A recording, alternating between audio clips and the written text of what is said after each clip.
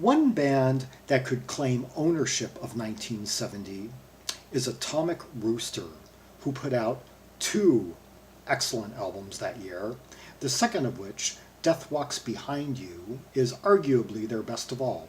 And from that album, the instrumental Gershatzer.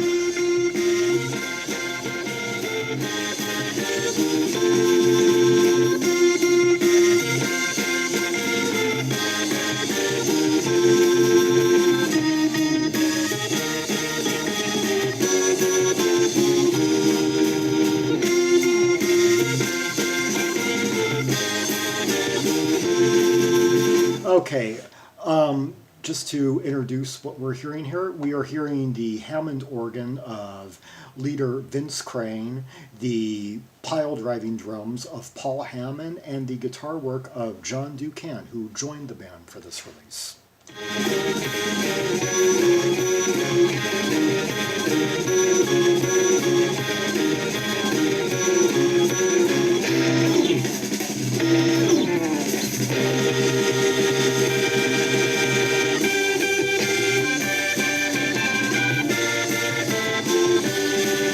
Notice how we've taken the theme and modulated it. We're like we were in F and now we're in G. The theme was primarily based in F. Dun dun dun dun. Now we're in dun dun dun like that.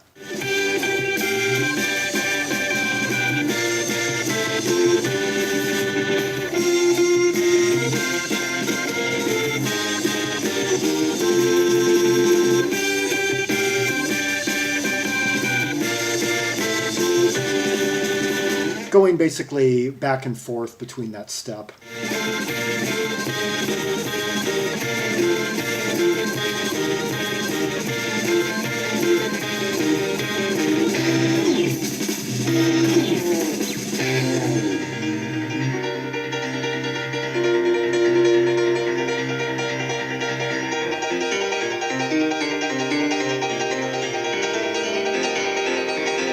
Barroom Boogie Woogie. He's quite a rapid pianist.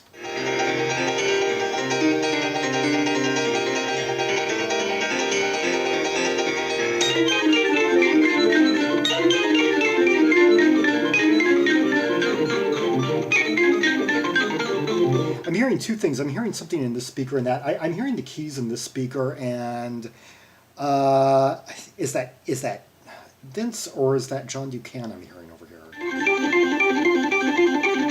Yeah, I mean, wow, he's doing a two-fingered approach.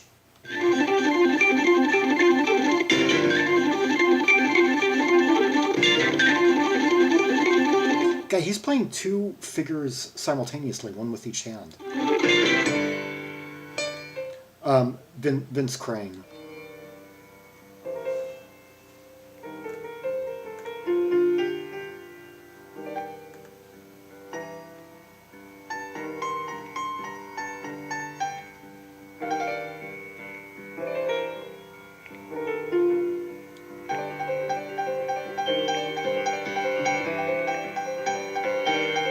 Minor key modality here.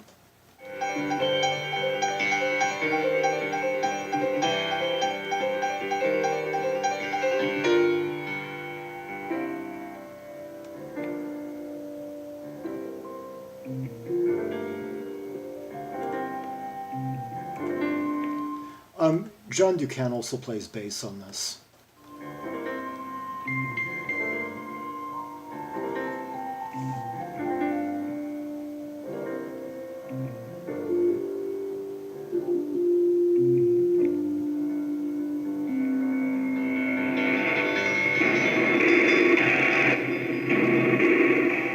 I love that sound, that rupturing noise of the Hammond.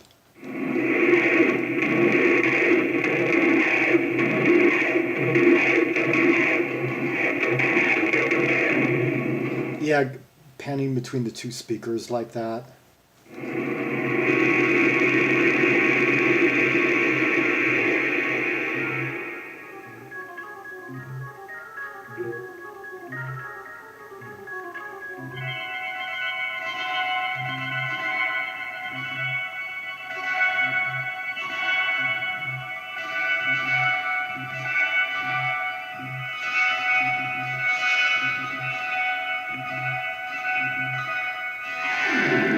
thinking of Deep Purple or Quatermass right now from around this time.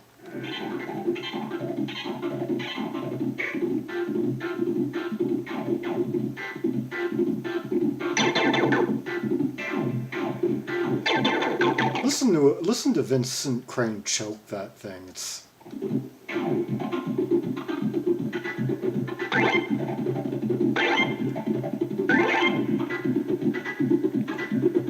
sounds are like struggling to get out of that thing, and he is just rustling that thing to the ground in the sonic sense.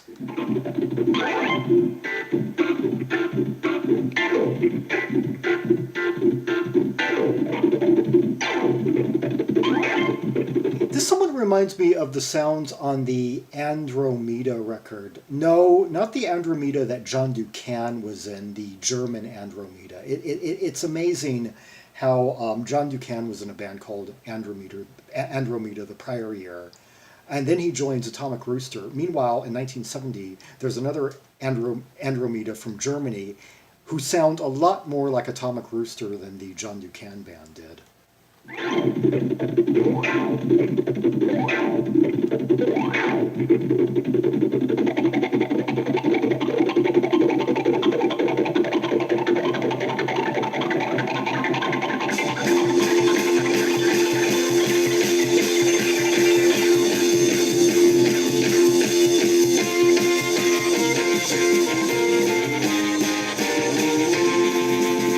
I love the way like the drummer keeps throwing in these those fast rolls at the at the end of each like 8.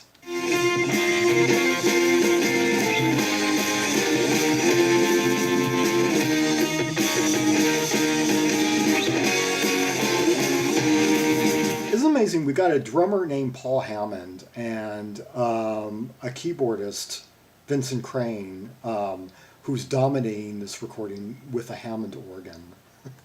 And funny enough, that's not the first band. This wouldn't be the last band that had a man with the surname of Hammond and also had someone else playing the Hammond organ. I'm thinking of Jethro Tull.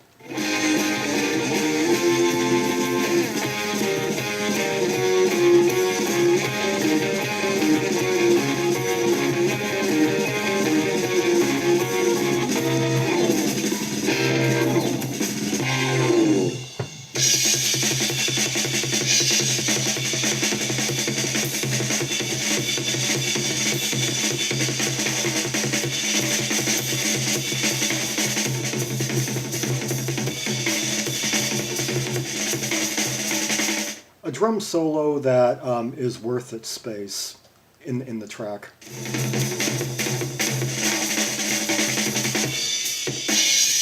That would have been quite interesting to watch.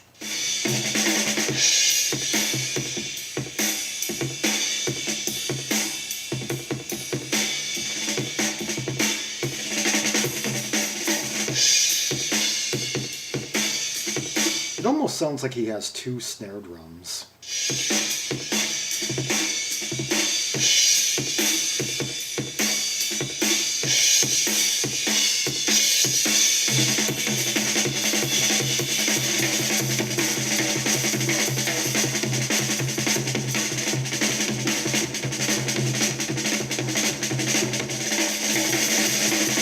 I don't think Carl Palmer is missed.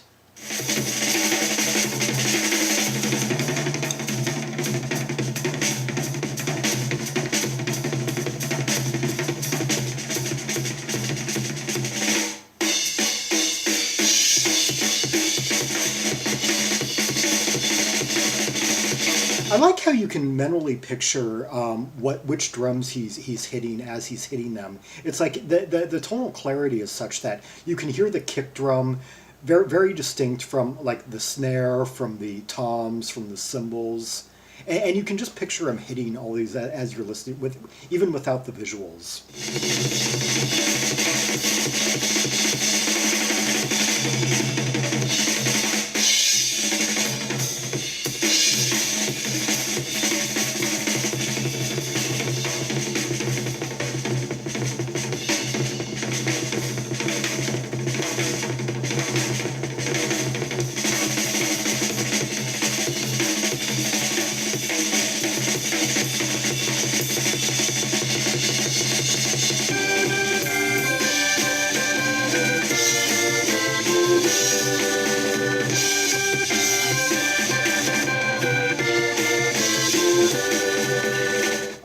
Cann is really kind of playing it understated throughout most of this track. He's really just kind of supporting Vincent Crane. Although throughout a lot of on much of this record, it would often seem that the song would just go off into the stratosphere the moment John Duquesne took a solo. It would you would have a good song that would just go the extra mile the moment John Duquesne let loose. But here, this one, Vincent Crane is firmly in control of the proceedings.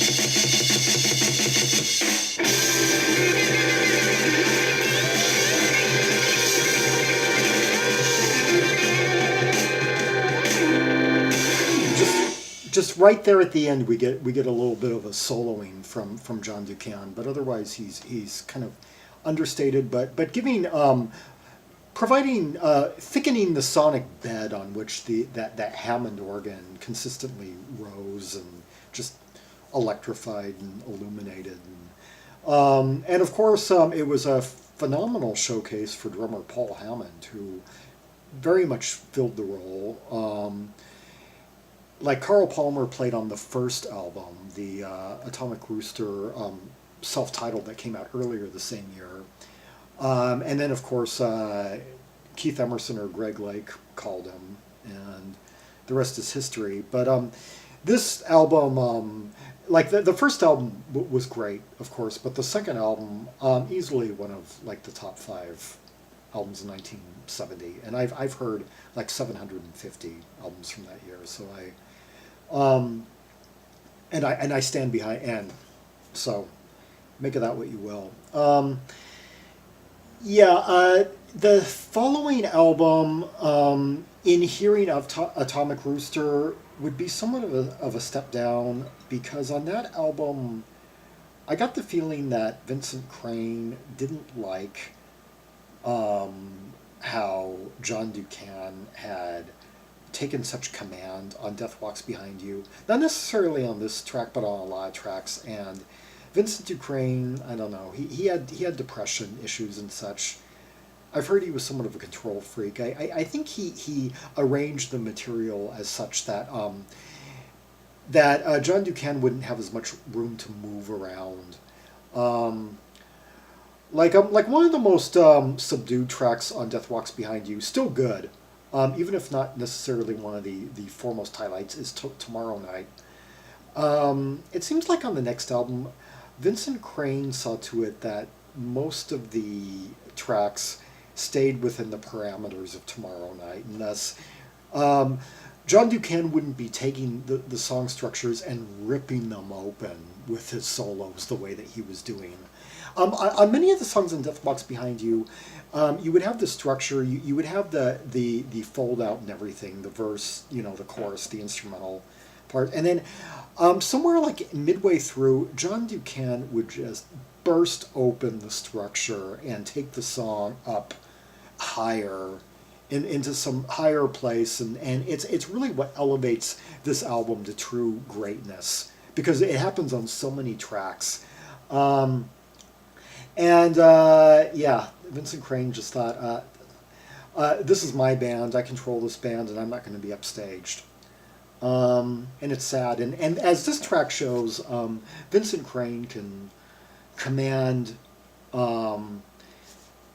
the sonic framework in a dynamic, expansive song. And in this one, of course, he gives part of the reign over to drummer Paul Hammond, who makes quite a showing in this track, and shows that he's every bit as much the man for the role as Carl Palmer had been. Anyway, for more Rubies and Sapphires from the catalog of Atomic Rooster, see the directory of albums by English A artists in the links below. And follow me on social media to know when the next videos are coming out. And leave a comment for points that I made that you liked, points I made that you feel needed to be elaborated on, or you have a counterpoint for. And until next time, this is Zaragon, the world's most ear travel trimaximalist, signing off.